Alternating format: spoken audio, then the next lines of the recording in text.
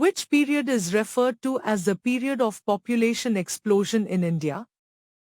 1901 to 1921, 1921 to 1951, 1951 to 1981, 1981 to 2011. Explanation. Correct answer. The correct option is C. 1951 to 1981.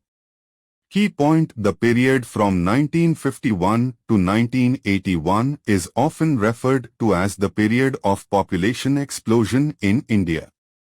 This era witnessed a rapid and significant increase in the country's population due to a sharp decline in mortality rates, better healthcare, sanitation, etc., while the birth rate remained relatively high. Additional information prior to this, the period 1901 to 1921 saw stagnant population growth, and 1921 to 1951 saw moderate growth. After 1981, the growth rate started showing signs of slowing down, although the absolute population continued to increase significantly.